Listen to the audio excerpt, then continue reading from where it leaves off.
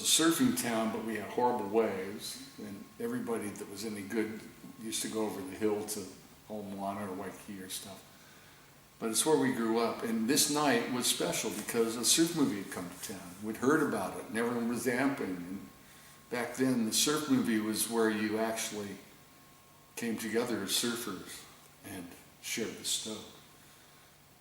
And then came time for the show, and Bruce opened the door, and he took everybody's ticket, and he ripped it in half. He said, "Hang on to your ticket stub. We're going to give away door prizes." It had numbers on both sides of the ticket. He gave you your hat. And then once everybody was in, he goes up the front. He goes, "Hi, I'm Bruce Brown, and I've been working on this movie now for 2 years or whatever. It's got some great surfing in Hawaii and here in California.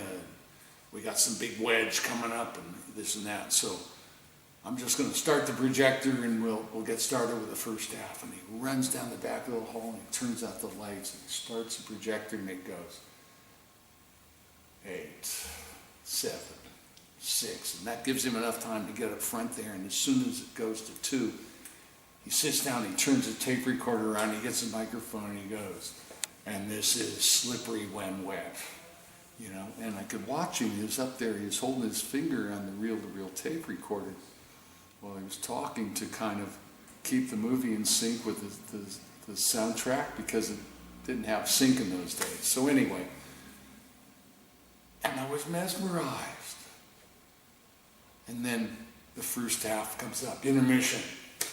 Bruce runs down the back, turns off the projector, turns the lights on.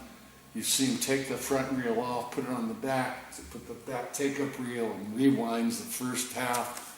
And he puts up the second half, and he threads the projector, and he gets it all set up. And then when the movie was over, he ran off the back, turned off the lights, and then we all helped him clean up the cafeteria. It's in the high school cafeteria. We sat on bench seats. We kind of sat on a table and watched the movie. And we just helped him rearrange all the chairs and get everything ready, because that was part of the deal of him renting the place. It had to be left perfect the next day for school. And then we all sat out front there after the janitor closed it all up, and nobody wanted to leave. And Bruce was just there, still telling jokes. I just remember looking up at the guy going, "Is this guy having good or what?" And it's at that point that I really believe that I got the storytelling.